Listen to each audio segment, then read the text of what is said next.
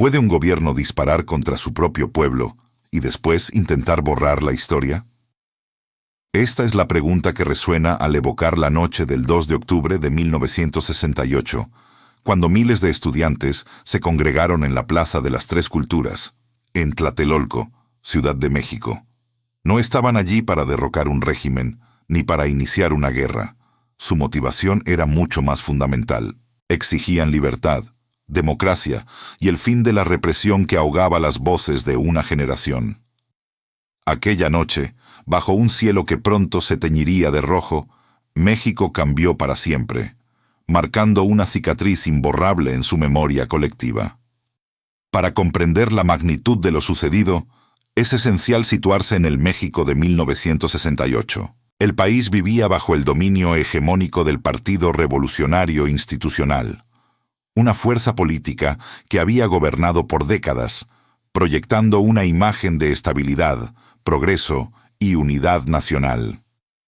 El año 1968 era particularmente significativo, pues México se preparaba para ser el anfitrión de los Juegos Olímpicos, un evento que el gobierno de Gustavo Díaz Ordaz veía como la oportunidad perfecta para mostrar al mundo una nación moderna, pacífica y próspera. La fachada relucía con el brillo de la promesa olímpica, pero detrás de ella, una realidad social compleja y efervescente bullía con descontento. En medio de esta aparente calma, surgió un despertar estudiantil sin precedentes. Inspirados por los movimientos juveniles que sacudían el mundo, desde las calles de París hasta los campus universitarios de Estados Unidos, los estudiantes mexicanos comenzaron a alzar sus voces. Sus demandas iniciales eran claras y justas. Exigían reformas democráticas, libertad de expresión y, sobre todo, el fin del abuso policial y la represión gubernamental que se cebaba sobre cualquier atisbo de disidencia. Lo que comenzó como protestas universitarias localizadas, pronto escaló hasta convertirse en un movimiento nacional, articulado y con una fuerza imparable. La respuesta del gobierno no se hizo esperar y distó mucho de ser conciliadora. A pesar de que las marchas estudiantiles eran masivas, generalmente pacíficas y notablemente organizadas, la reacción oficial fue de una brutalidad creciente. La fuerza militar y policial se desplegó con puño de hierro, recurriendo a detenciones arbitrarias, golpizas indiscriminadas e intimidación constante. Autobuses repletos de granaderos y soldados se convirtieron en una imagen común en las calles capitalinas. Sin embargo, lejos de amedrentar, esta represión solo avivó la llama del movimiento. Cada acto de violencia gubernamental, cada estudiante encarcelado o golpeado, fortalecía la determinación de una juventud que se negaba a ser silenciada. Así se llegó al día fatídico, el 2 de octubre.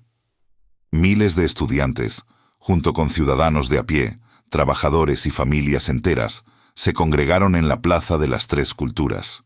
No era una manifestación armada, ni una insurrección violenta.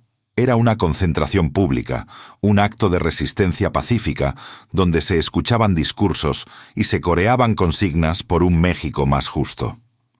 La tarde transcurría con la efervescencia de la esperanza y la convicción. Pero al caer la noche, el ejército rodeó la plaza, sellando todas las salidas. Y entonces comenzaron los disparos. El sonido de los disparos rasgó la quietud de la tarde, transformando la Plaza de las Tres Culturas en un infierno de caos y desesperación. El pánico se apoderó de la multitud. Gritos, estampidas y el eco metálico de las balas, rebotando contra los edificios coloniales y modernos, crearon una sinfonía macabra que heló la sangre de quienes la vivieron. Cuerpos caían, la sangre manchaba el suelo y el aire se llenó del olor a pólvora y miedo. La pregunta que aún resuena, décadas después, es inquietante. ¿Fue un acto premeditado de control absoluto, una demostración brutal de poder para aplastar la disidencia, o un error trágico que cambió la historia de México para siempre, dejando una herida que nunca cicatrizaría? El número exacto de muertos en aquella noche infame sigue siendo, hasta el día de hoy, un motivo de debate y controversia.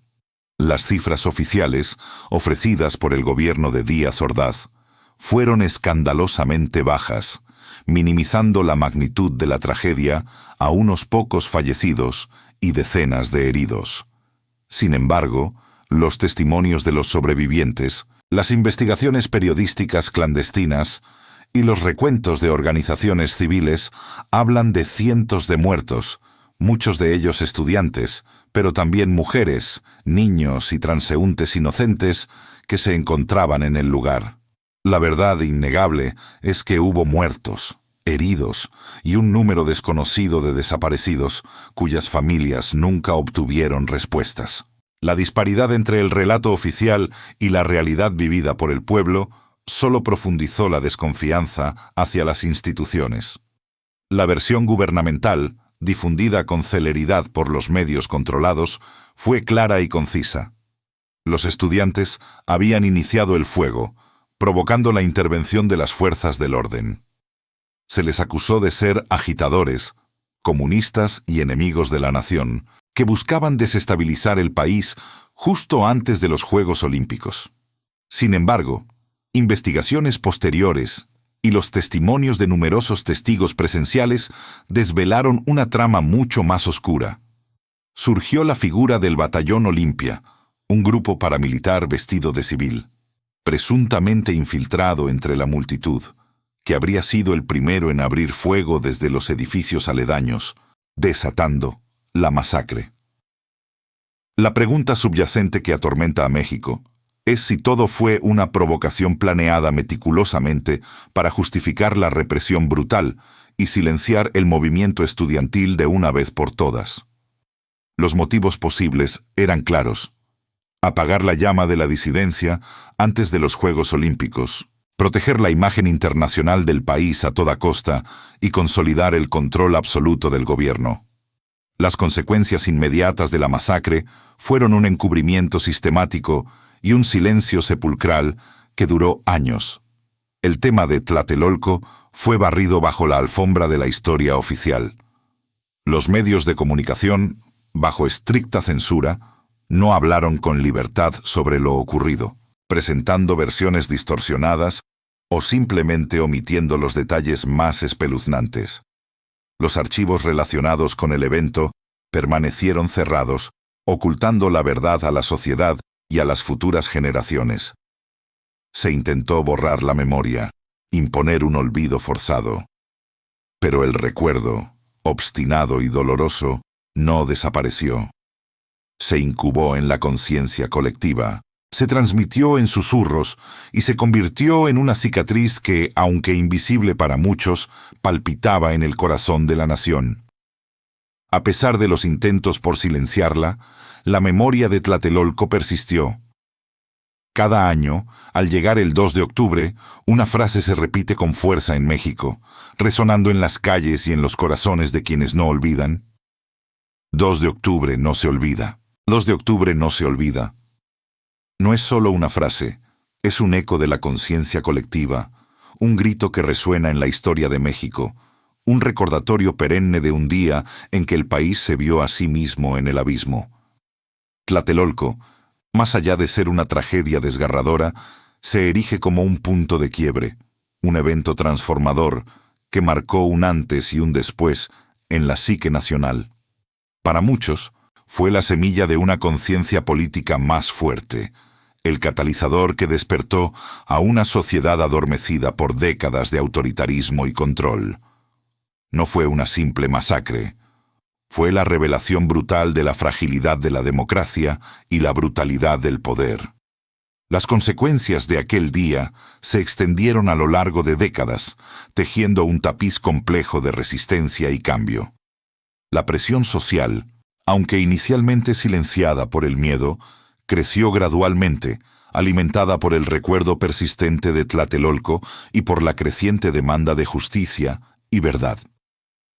El dominio absoluto del Partido Revolucionario Institucional, que parecía inquebrantable, comenzó a ceder años después, erosionado por la deslegitimación que la masacre le había infligido.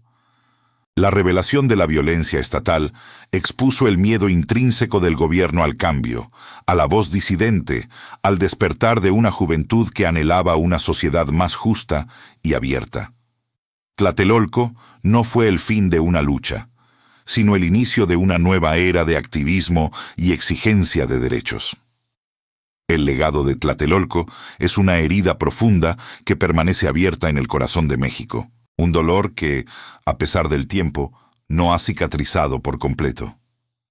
Pero junto a esa herida, también permanece la memoria viva, la convicción de que lo ocurrido no debe ser olvidado para que nunca más se repita. La Plaza de las Tres Culturas, antaño escenario de horror, es hoy un lugar de recuerdo, un espacio donde la historia respira en cada rincón, en cada piedra prehispánica, en cada construcción colonial y en cada edificio moderno. Es un santuario laico, donde convergen el pasado y el presente, donde las nuevas generaciones aprenden y honran la memoria de aquellos que cayeron por sus ideales. La naturaleza de las revoluciones no siempre comienza con armas de fuego o grandes ejércitos. A veces, comienzan con preguntas simples, con jóvenes que se atreven a exigir ser escuchados, con la valentía de alzar la voz contra la injusticia. Y cuando un pueblo despierta, cuando su conciencia se agita, la historia cambia su curso inexorablemente. Tlatelolco es visto por algunos como una tragedia ineludible, una mancha sangrienta en la historia del país. Para otros, sin embargo, representa el doloroso pero necesario inicio del despertar democrático de México, el momento en que la sociedad dejó de ser pasiva y comenzó a exigir su lugar en la construcción de su propio destino. El hecho innegable es que el 2 de octubre de 1968 dejó una herida profunda en el país. Una herida que aún habla a través de los años, susurrando verdades incómodas y recordándonos la importancia de la memoria histórica. Porque entender el pasado, en toda su crudeza y complejidad, es la única forma de comprender verdaderamente el presente y de aspirar a construir un futuro más justo y equitativo. La historia de Tlatelolco no es solo un capítulo doloroso, es una lección perenne sobre el poder, la resistencia y la inextinguible búsqueda de la libertad. Los invitamos a dejar sus opiniones respetuosas en los comentarios, a compartir sus reflexiones sobre este evento trascendental que moldeó el México moderno.